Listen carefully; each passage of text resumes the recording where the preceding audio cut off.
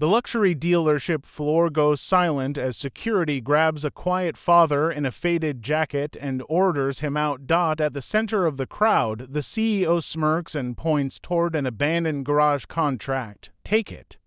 $1,000. That dump isn't worth the paperwork. People laugh. The father says nothing. His 6-year-old daughter squeezes his hand and quietly asks, "Dad, if it's trash, why did they lock all the back rooms?" The room freezes. For the first time, the CEO's smile disappears. The father signs, looks directly at him, and says, "Thank you. You just sold me something you stopped understanding." Double quotes cut. 6 months later. His name is everywhere. Security loosened their grip only after the contract was signed. The laughter didn't stop. People standing around the polished showroom whispered loudly enough to be heard. $1,000 for that place. He bought himself a headache. Probably no. Where else would take him? Poor kid. The father folded the papers carefully and placed them inside his worn jacket as if they were more valuable than anyone in the room could understand. The CEO stepped closer, adjusting his expensive watch. "You should thank me properly," he said with a smile that wasn't really a smile. "Most people would pay to avoid owning that garage." The father looked at him calmly. "Thank you." That answer confused everyone. No anger, no embarrassment, no attempt to defend himself, just gratitude. The CEO narrowed his eyes slightly. He had expected resistance, pride. "Excuses. Not this." The daughter looked up at her father.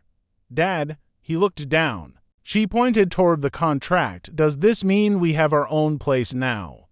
His expression softened. Yes. Her face lit up instantly. Not because she understood business. Not because she understood ownership. Just because to her our own place sounded magical. She wrapped both arms around his waist. The crowd slowly became quieter. One employee muttered, "She's excited about that dump."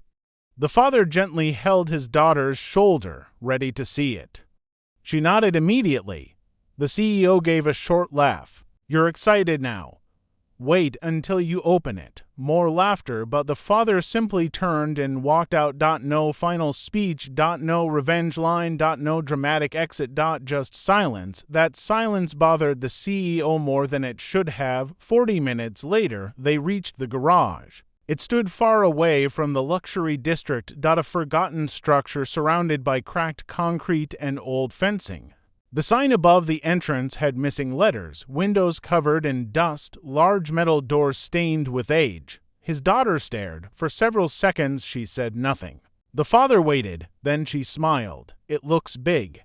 He looked at her. Most adults would have called it abandoned. She called it big. He unlocked the chain. The metal scraped loudly. The doors opened slowly. Dust floated into the light. Inside, old work tables, covered machines. Empty shelves. Broken lights. And silence. A silence that felt heavy. His daughter walked carefully inside. Her small footsteps echoed. She spun once. "Dad." He looked at her. This was somebody's dream before. He didn't answer immediately. Then quietly, "Yes." She nodded seriously. "Then maybe they'll be happy we came." He looked around. That sentence stayed with him because she wasn't wrong. Places remembered effort. Someone had once built this, worked here, believed in something here. And then left. The father slowly walked deeper into the garage. His eyes moved differently than most people would, not seeing broken things, seeing patterns. Distances. Structure. Corners. His daughter noticed, "You're doing your thinking face." He smiled faintly. "What does my thinking face look like?"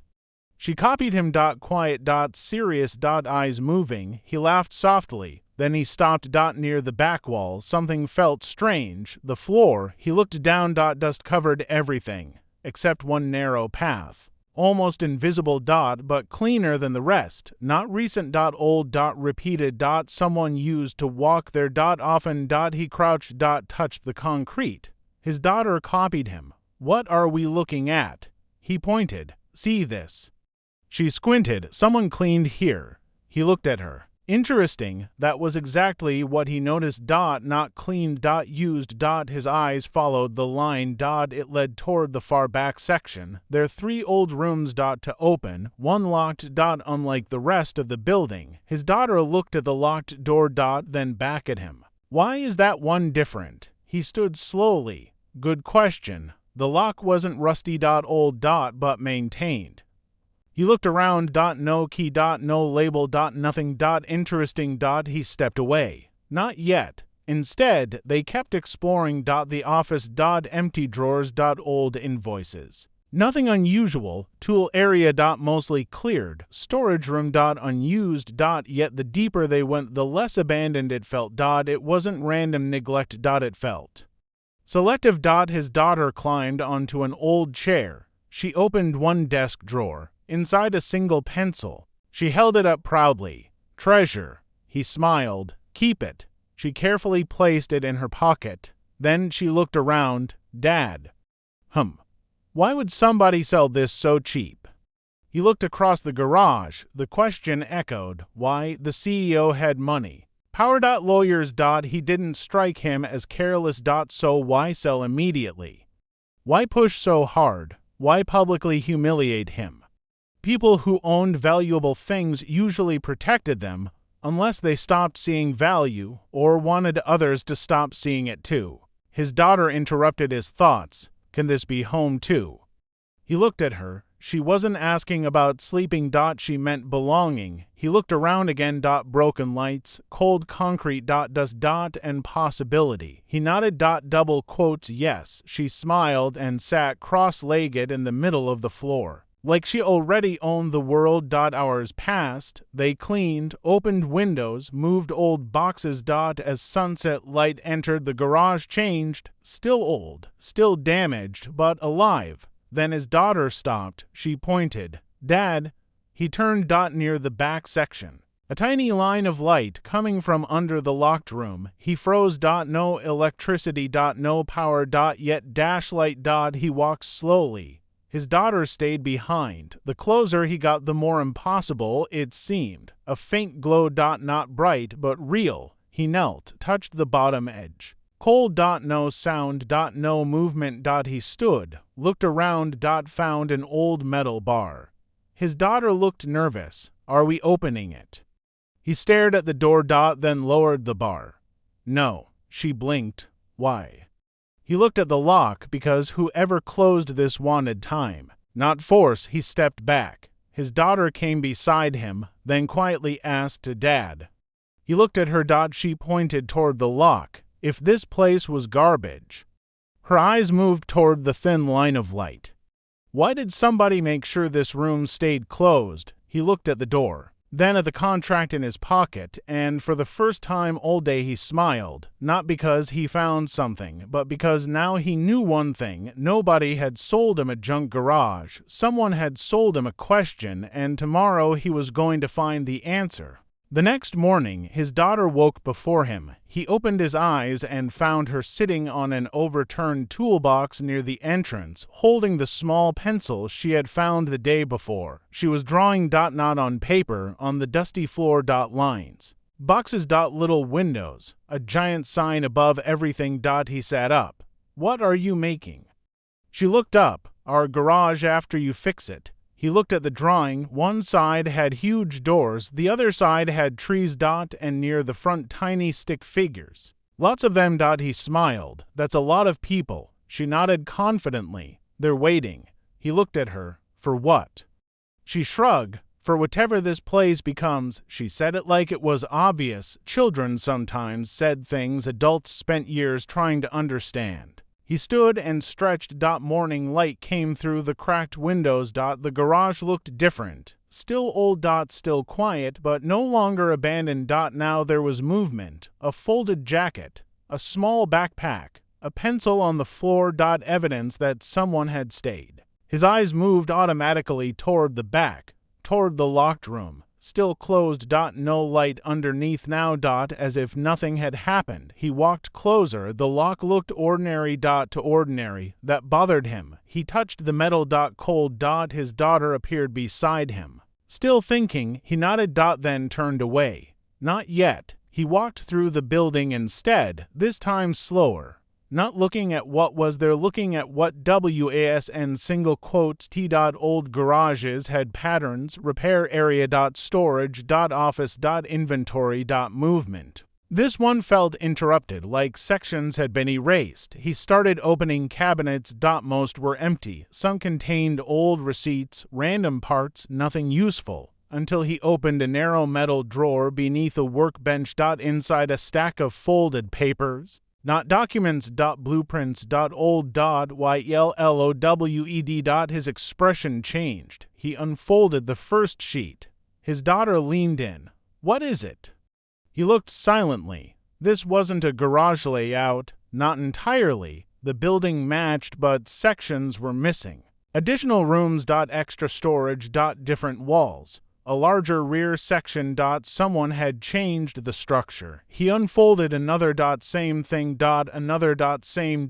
He turned them over. Dates. Years old. Very old. His daughter pointed. "Look, in the corner a name. Not the CEO. Not the dealership. Someone else." He stared. Interesting. So the garage existed before the company. Much earlier. He folded the papers carefully. His daughter watched him. Good treasure.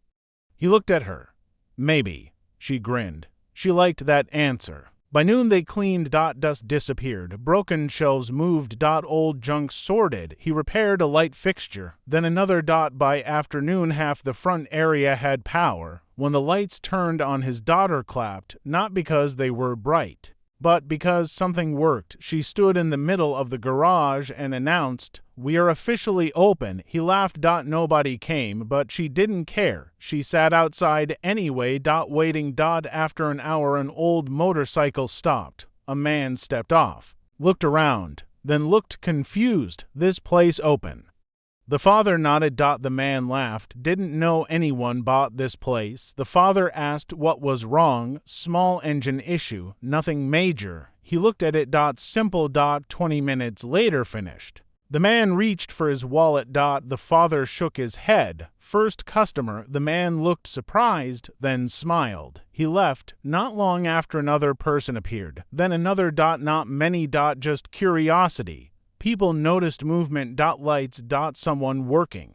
By evening 3 small jobs. Not enough money, but enough. His daughter sat proudly near the entrance. Every customer got the same greeting. "Welcome to our garage." Every single one smiled. That night the father unfolded the blueprints again. He laid them across the office desk. Compared them. Measured distances. His daughter sat beside him eating bread. Then she pointed. "Those rooms don't exist." He looked. She was right. The blueprint showed rear storage larger than reality. To large. He measured. Counted steps. Measured again. His expression slowly changed. The dimensions didn't match. The back wall should be farther. Much farther, but it wasn't. He stood immediately. His daughter blinked. What happened? He grabbed a flashlight. Walked to the rear section, measured again, wall to wall. Then compared. Again.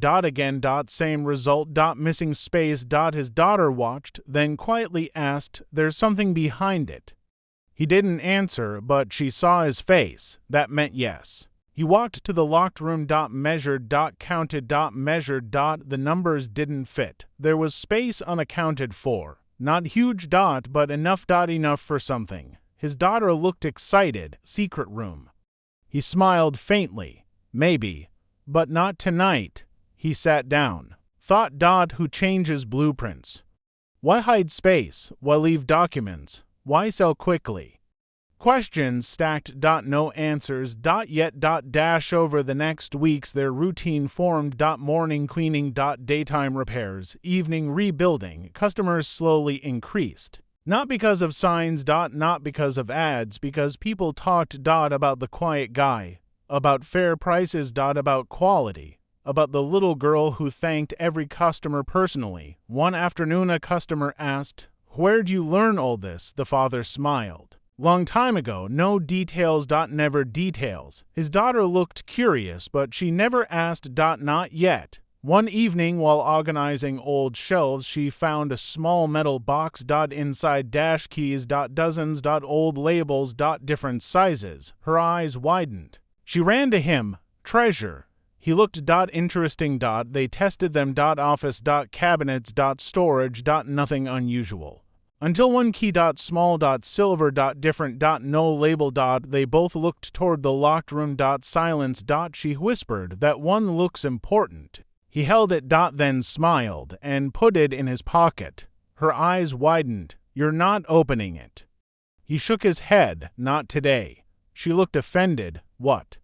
He crouched. People hide things for reasons, she thought. Then asked, "What if they wanted someone to find it?"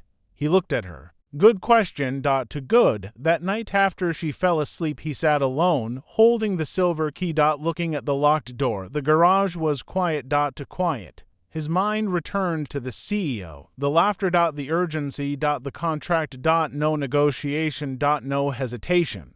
As if they wanted distance, not profit. He stood, walked to the door, inserted the key. Paused. Then turned. Click. The lock opened. He didn't move, just listened. Nothing. Slowly he pushed. The door opened only a few inches. Darkness. Cold air. His flashlight revealed an empty room. Small. Concrete. Nothing. He stared. No. To clean. To empty. He stepped inside. His footsteps echoed. Walls. Floor. Nothing. Then he noticed. One wall. Different texture, not original. He touched it. Solid. But newer. His eyes narrowed. His daughter's voice suddenly appeared behind him. He turned. She stood wrapped in a blanket. Half asleep. "You opened it." He sighed. She walked in, looked around. Then frowned. "That's boring." He almost laughed. Then she walked directly to the different wall, touched it, knocked twice. Her face changed. She knocked again. Hollow. She looked back. "Dad. Double quote silence. She knocked one more time. Different sound. Both of them stood still. She looked up at him. Small voice. Excited. "There's another room." He stared at the wall. His daughter stared at him. Neither spoke. The garage suddenly felt smaller. Quieter. Like the entire building had been waiting. She knocked again. Same hollow sound. Not imagination, not coincidence. Something was behind it.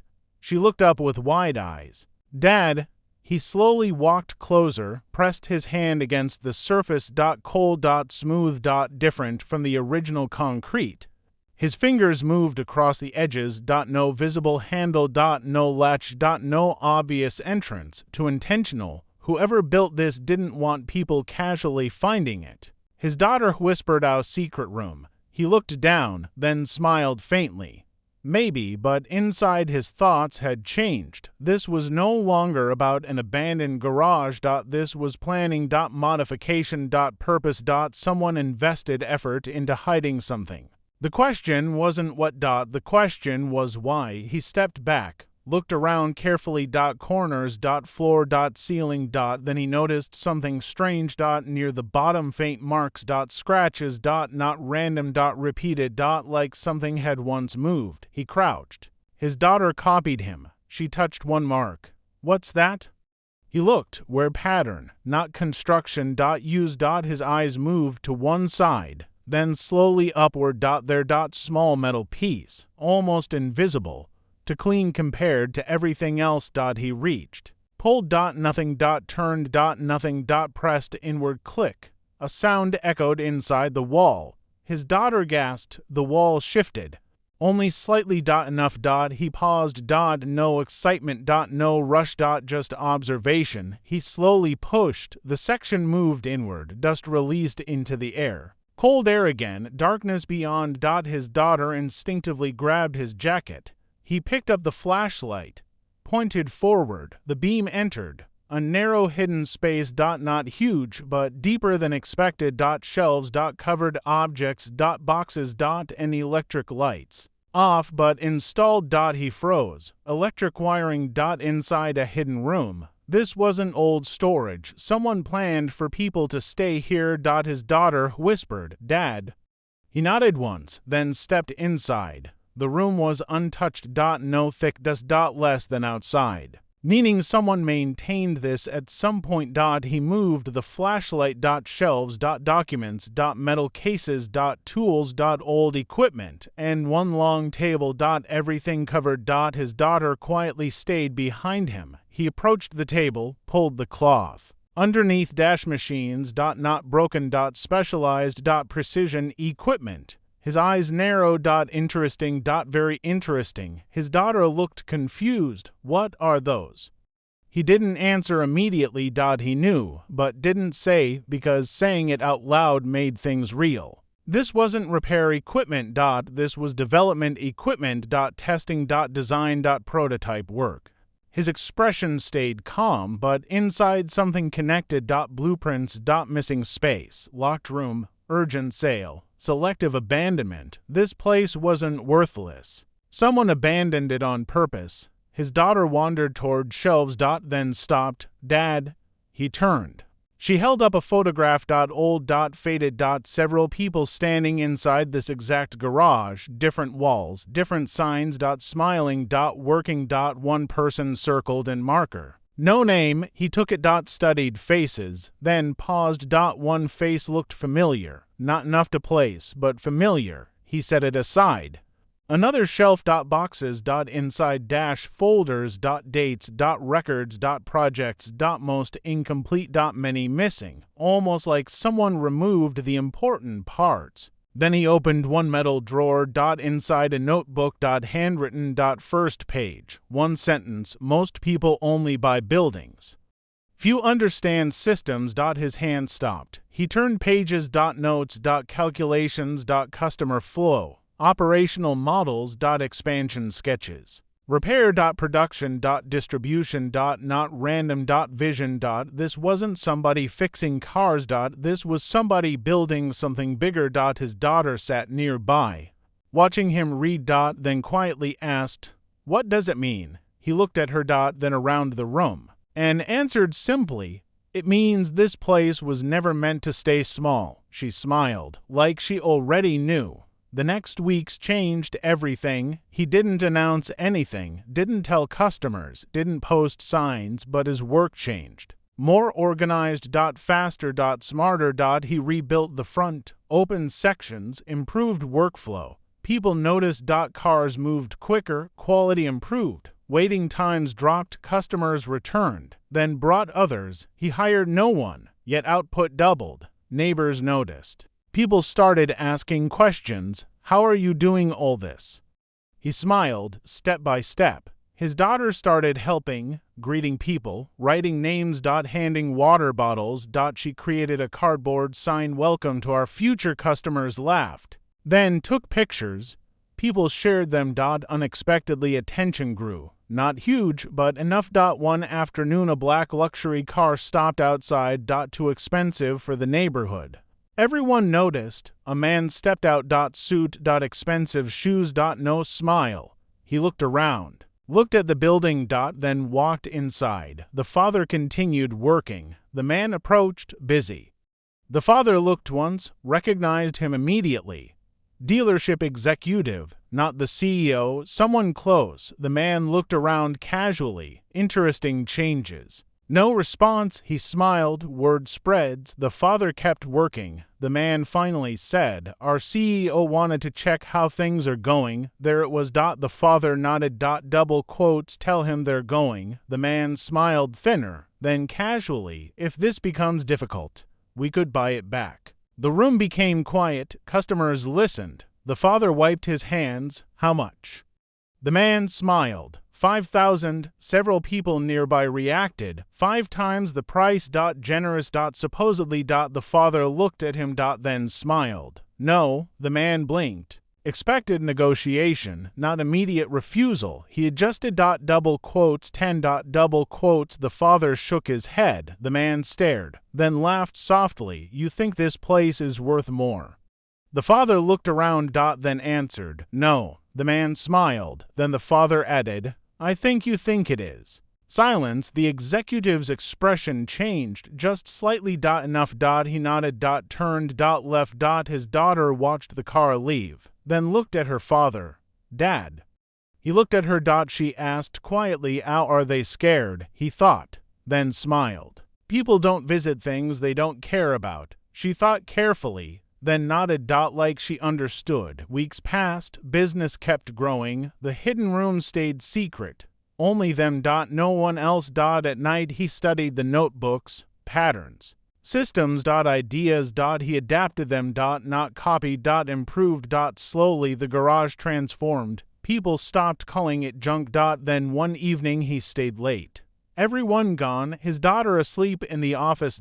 He walked into the hidden room, opened another cabinet. Inside, one sealed envelope. His name wasn't on it, but written outside for the person who finds this. He stared. Opened it. Inside, one page. Short. Handwritten. No signature. Only words. If they come back, it means you succeeded faster than expected. His eyes narrowed. Below another line, and if the man in the suit arrives personally. Do not sell. He froze, slowly lowered the paper, then headlights appeared outside. Bright. Several cars. He turned, looked through the garage window. A convoy stopped. Doors opened, people stepped out, then one final black car. Driver opened the rear door, someone exited. Expensive suit, perfect posture, the CEO. For the first time he didn't send someone else, he came himself. The garage became silent the moment the black car door closed. Customers waiting outside stopped talking. Workers from nearby shops looked over. Even his daughter, half asleep in the office chair, slowly opened her eyes and looked toward the entrance. The CEO walked in without hurry. Same controlled expression. Same expensive presence, but something had changed. 6 months earlier, he walked into rooms expecting people to react. Today, he walked into a place that no longer reacted to him. People looked, then went back to what they were doing that seemed to bother him. His eyes moved across the garage, clean workstations, organized flow. Customers. Bookings. Activity. Not luxury. Not flashy. Efficient. Alive. His gaze settled on the father. Still working.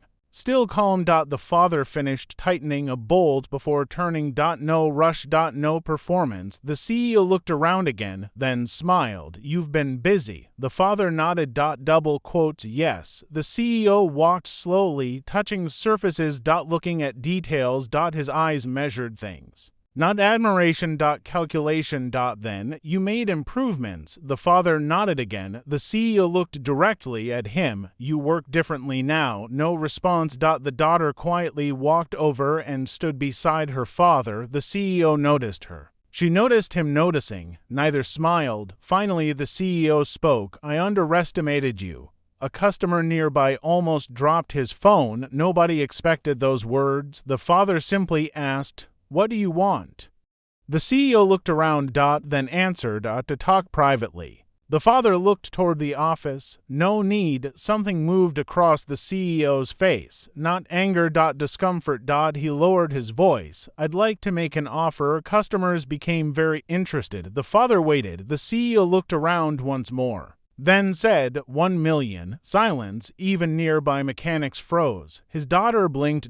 She looked up, then quietly counted on her fingers. Stopped. Looked confused. The CEO continued, for the property. Nobody moved. 1 million. For the place. Everyone mocked. The father looked at him. No reaction. The CEO continued, you did excellent work. You increased value.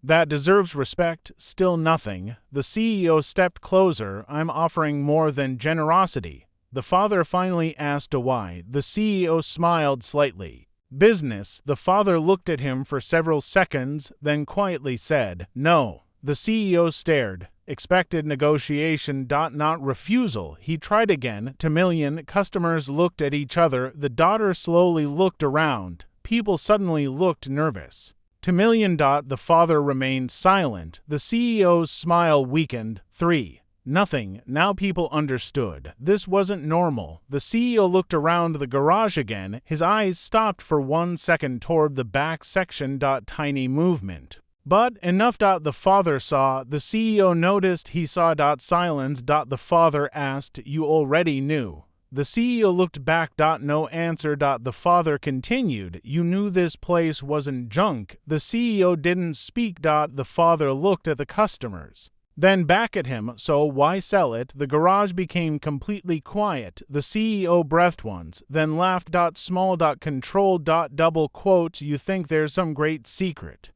No answer. The father looked at him. The CEO's eyes moved, then he said, "Fine." He looked around, then quietly, the previous owner failed, nobody moved. The CEO continued. He believed this place would become something extraordinary. His voice changed, less polished, more personal. He built systems, models, processes. The father listened, the CEO looked around the garage, investors pulled out.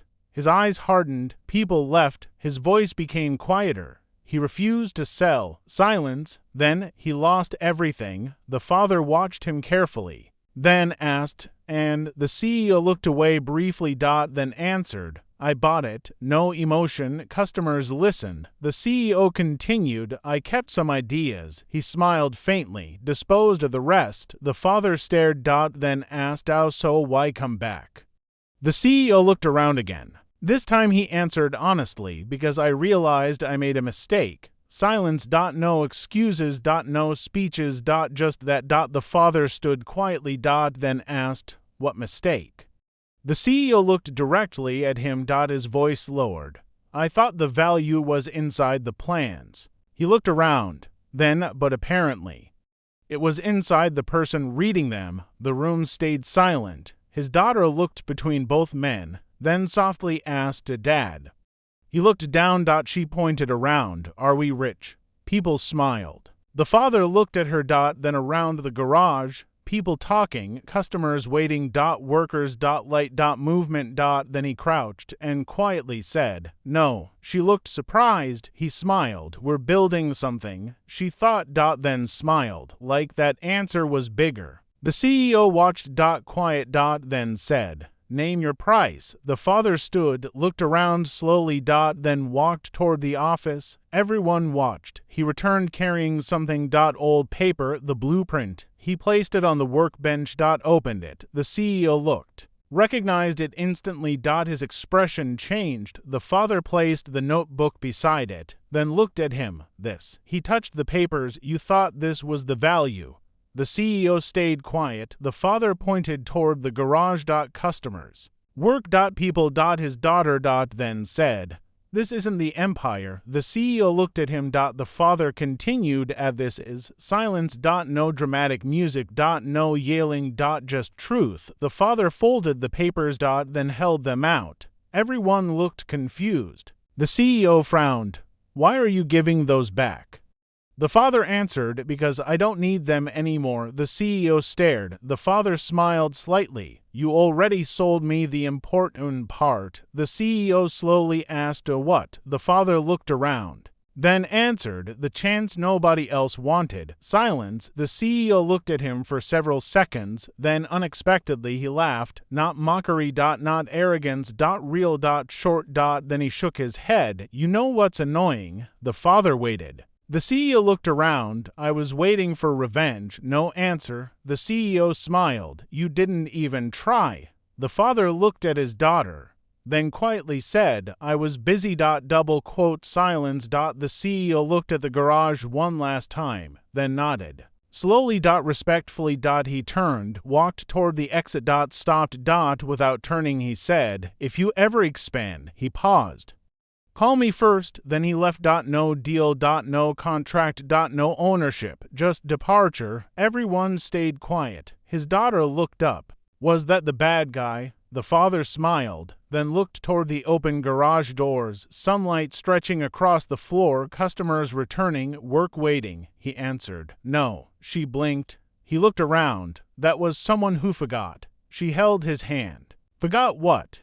He looked at the garage, then smiled. "That buildings don't become empires." He squeezed her hand. "People do." And outside, for the first time, the old sign above the garage came on, not because someone fixed it, because someone finally gave it a reason to shine.